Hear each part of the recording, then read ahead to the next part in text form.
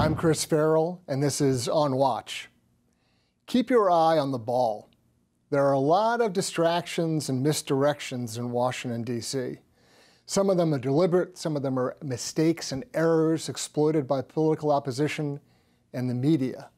You've got to remain focused and not fall for the curveballs, change-ups, and sinkers.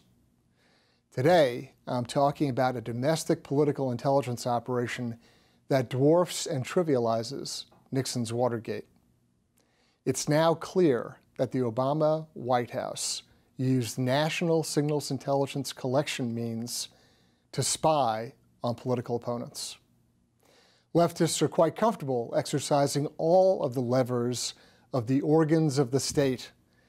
They come from a Franco-Germanic political philosophy that historically has always placed the state over the citizenry.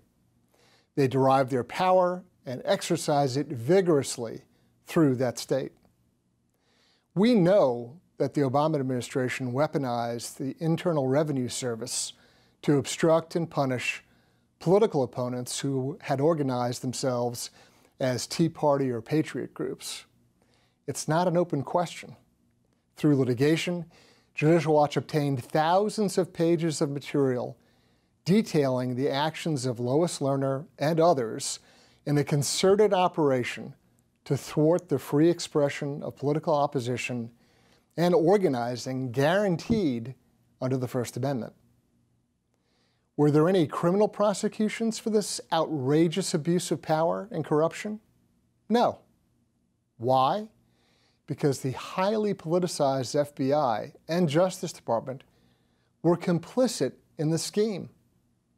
After all, the IRS transferred 1.25 million taxpayer files to the FBI so that they could thumb through them and look for anything interesting. Now, we know that so-called incidental collection was the ruse exploited to target Obama opponents. Even the use and emphasis of the term incidental has been manipulated to minimize and trivialize the unlawful exploitation of signals intelligence.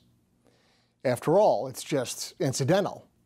You remember the elementary school excuse used by children caught doing something accidentally on purpose? That's the insulting excuse you've been asked to believe. The Obama administration National Security Advisor and designated liar, Susan Rice, appears to have orchestrated much of the unmasking, that is, the ordering of names and identities of U.S. persons to be revealed. With great irony, the American left keeps crying wolf over Russia. A few weeks back, I dissected their false and misleading claims in a segment called The So-Called Hack. I encourage you to go back and view that episode of On Watch. Russia has run active measures campaigns against the United States since 1917, sometimes with the witting assistance of people like New York Times reporter Walter Duranty and even Senator Ted Kennedy.